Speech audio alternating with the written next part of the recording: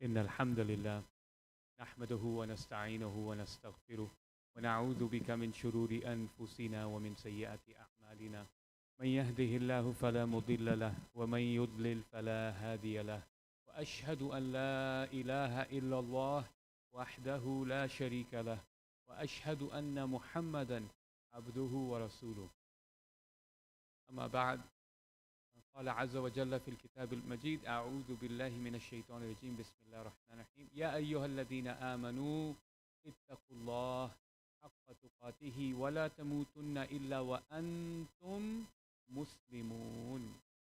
We begin by praising Allah Azza wa Jal, recognizing our shortcomings, praising Him for that which is deservedly His, and we recognize that when we have submitted to Allah, we become Muslim. And so Allah subhanahu wa ta'ala, He reminds us in the ayah, O you who believe, O you seems to profess this faith, claim to have this faith. What do you have to do? You have to have God consciousness as your way.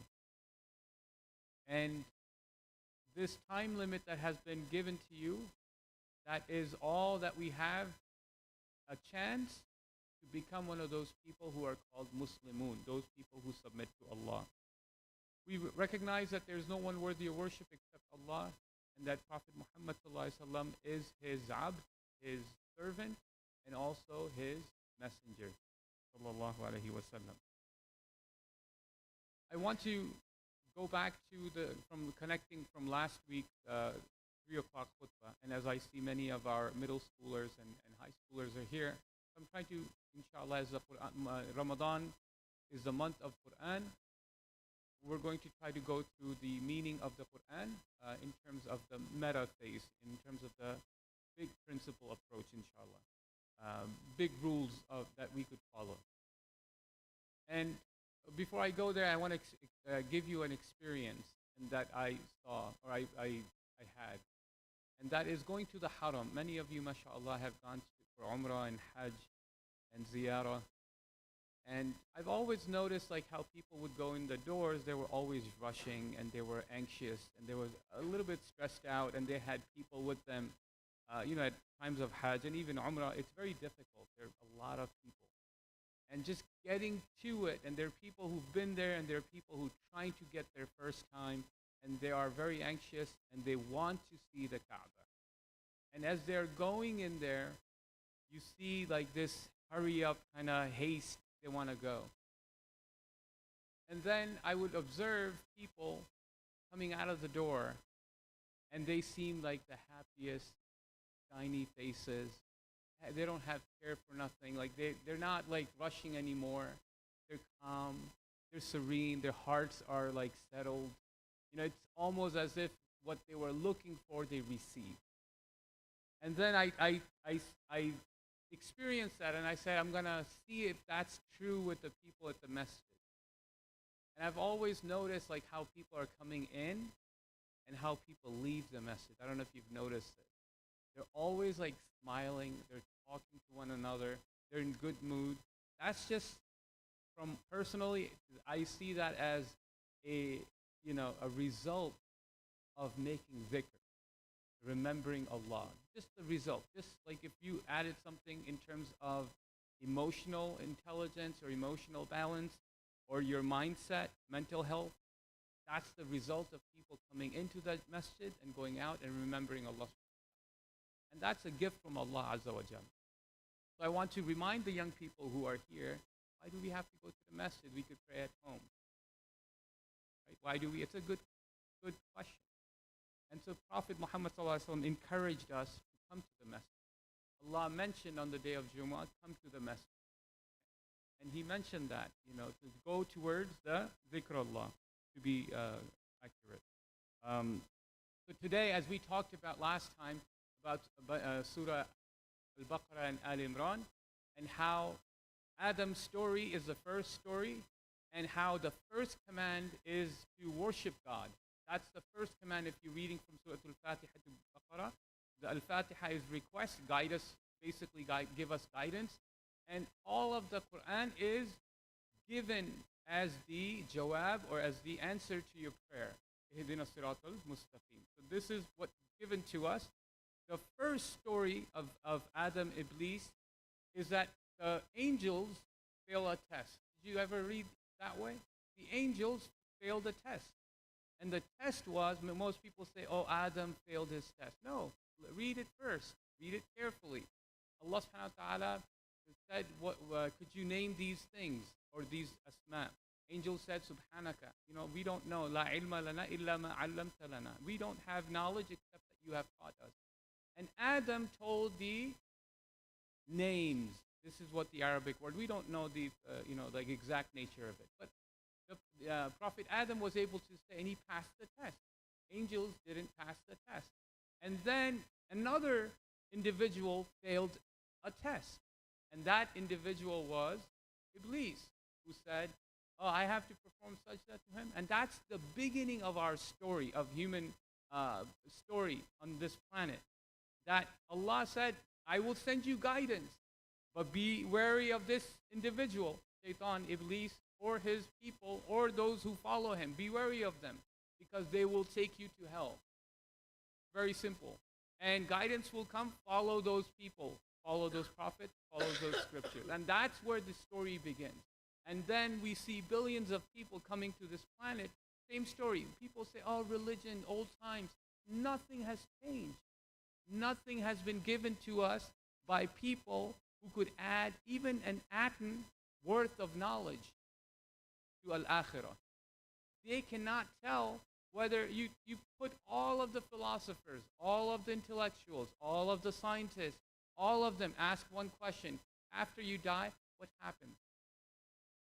Don't quote the scriptures, don't quote the prophets.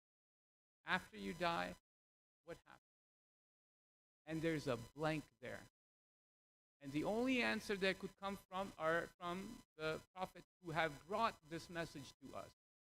And that's what Islam is all about. Submit to Allah by worshiping Him. And again, worshiping Him means that you submit to Allah Azza wa Jal. The other thing that I wanted to mention now, moving on to today's khutbah, and the Quran, if you're reading it, you have to read it very carefully. One thing you have to know, every ayah you should ask this question, even if you're reading a translation or Arabic. If you understand Arabic, that's great. But ask, who is Allah speaking to? Audience. Number one question. Because if you don't understand who Allah is speaking to, you will be confused. And you will confuse the hukm shar'i. You will confuse what Allah is demanding from you. For example, Ya ayyuhalladhina amanu idha nudiya li salati min yawmil jum'ati fas'aw ila dhikrillah. Here Allah subhanahu wa ta'ala commands people, oh, you who believe, when the call to prayer has been made, it didn't say the waqtu salah. It said the call to prayer has been made. Then what you should do? Fas'aw, all of you, right? Hurry, haste, like go, leave things, okay? And leave for what? For the dhikr Allah. All of you. It doesn't say male, it doesn't say female, right? Ya ayyuhalladhina amanu. Obviously, the Prophet ﷺ clarified that women have other things they're busy with. They're safeguarding things, and so they're excused when they have excuse. For men, you don't have an excuse. You have to show up, right? So the Prophet ﷺ clarified to us what it means. Now, it's talking to Jama'ah, the community, and that's how the Prophet's community showed up. The Prophet's community showed up at the masjid. It was men, women, children, they showed up for the prayer. Another example that I want to give you. When Allah subhanahu wa ta'ala, He speaks, Ya ayyuhan nas, right? Or Ya bani Adam. O humanity, O children of Adam, right? When He speaks in that language, He's going to talk about the meta stuff. He's going to talk about Tawheed, Shirk, Jannah, Jahannam, things that will take you to a better place, or guidance. Very big stuff. He's never going to talk to them about halal meat. He's not going to talk to them about what to do if a thief comes and steals in your community. What if the people get drunk? What to do. He's never going to talk about alcohol or other things, or even gambling problems and all these. These are huge issues. But Allah subhanahu wa ta'ala, when He talks to Bani Adam, He talks to ayyuhan nas, O humanity. He speaks to them even before commanding them anything. Do this, don't do that. He tells them what guidance is. He talks about hidayah. He talks about their big, the trust that was given to them, the test that is in front of them. That's what Allah calls them to. Iman billah. That's what He calls them to have faith in Allah. So meta stuff. So He talks about those things. But when He talks to Ya Bani Israel, or Ya Ahl al-Kitab, O children of Israel. Israel is Yaqub alayhi salam. It's the name of a prophet. We always respect the names of the prophets. That's part of our deen. So Israel is Yaqub alayhi salam, and children of Yaqub are like Yusuf alayhi salam and other Binyamin and others as we know. All these are children of Israel. And so the Quran talks about, because they were the selected ummah. Remember, Adam was selected. So Allah subhanahu wa ta'ala, from humanity, He selected Bani Israel, mithaq, ahd that they had with Him, covenant. And the covenant was, you're going to receive the message, because Ibrahim alayhi salam made the dua. You're going to receive the message, and the messengers from amongst you guide humanity. They failed. What did they ask for? They were given everything that they were asked for. Manna wa salwa, right? All of these, Allah subhanahu wa ta'ala sent them a place, but they did not obey Allah. Ahl al-Kitab, generally speaking, people of the book, and another group, right? They also failed.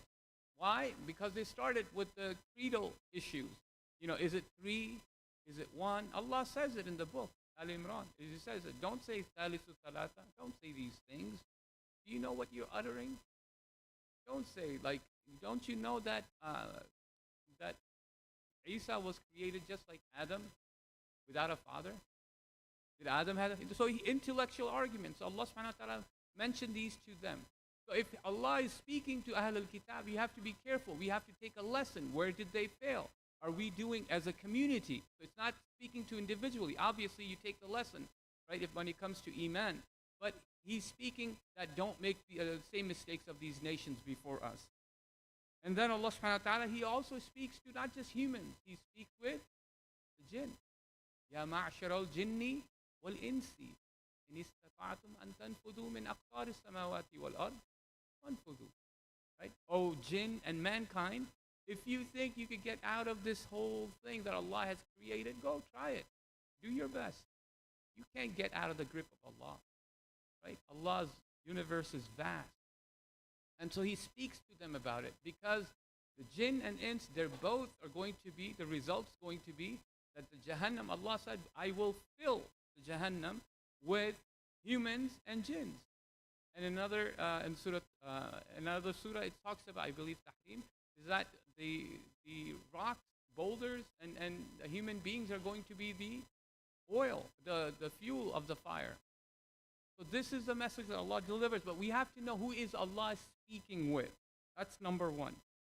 And an example, and I'll talk about, is that when Allah says, "As-sariqu was-sariqatu faqta'u aydiyahuma." Now, many people, when Allah is saying, the translation is, the thief, male or female, cut off their hand, right? If they're people who have done this, and so here the order is plural, but Allah is not speaking to individuals like here.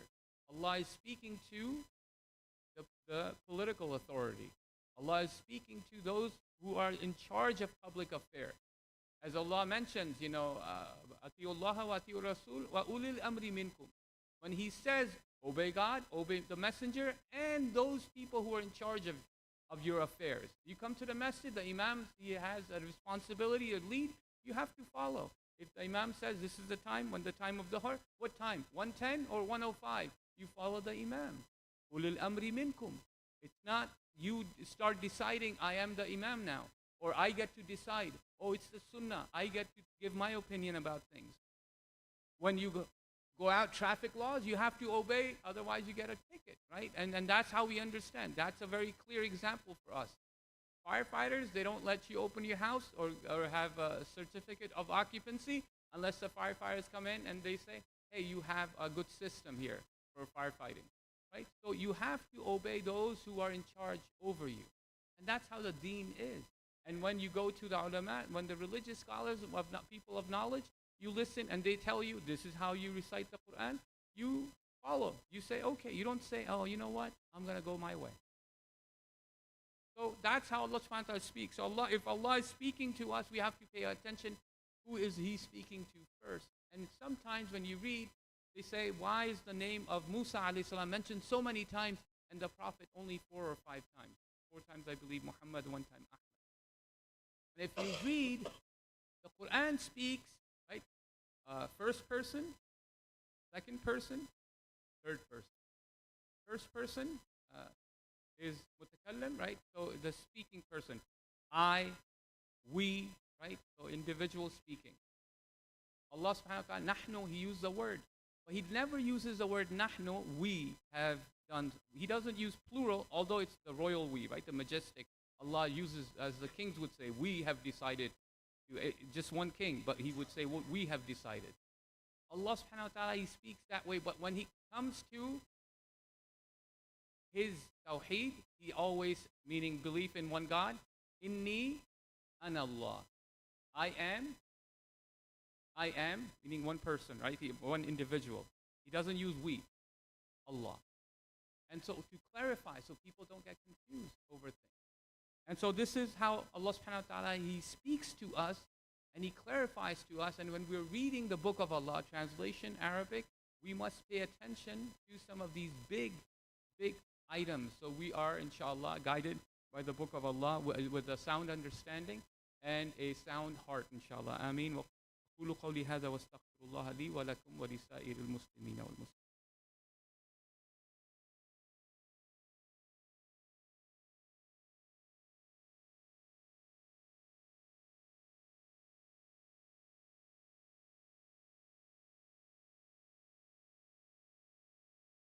Bismillah, salatu wassalamu ala rasulillah walhamdulillah. 2 things, inshallah, and then we'll in 2 minutes, and we'll go to the salah. When Allah subhanahu wa ta'ala, He speaks, the other thing that we must recognize is that when Allah is speaking, He does not, there is a context with Bani Israel, with the prophets that were there previously, with the books that were revealed.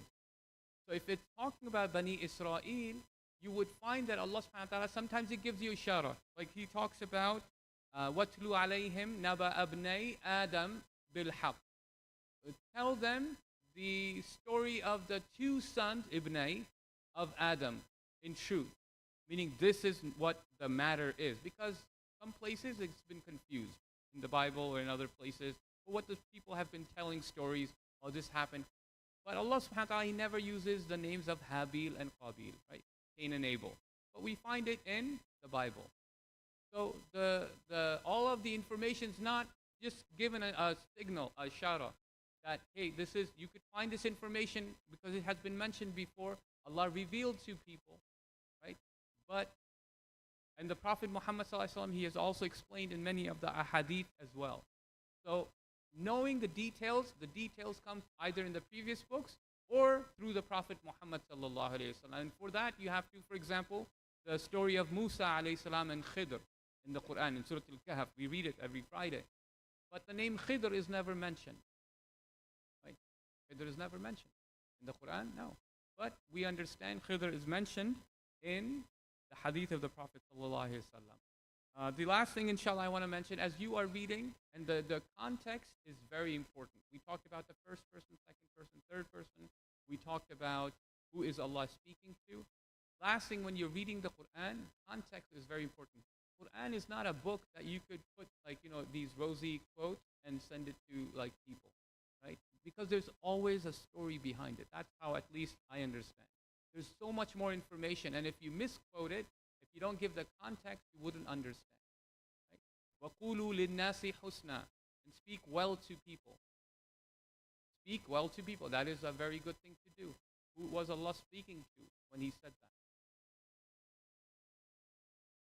It is important because the people in Bani Israel, what they were doing was they forgot all of their basic etiquette. And Allah subhanahu wa ta'ala reminded them that one of them is to speak well to people and not to argue and fight and quarrel with them. Right? So He's teaching to us through them because this is where they were failing.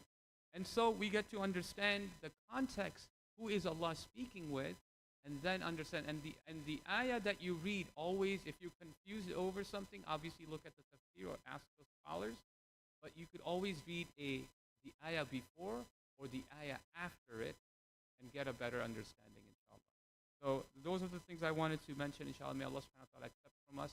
May Allah subhanahu wa ta'ala make us amongst those who are knowledgeable of this deen and teach it to other people and practice it, inshallah.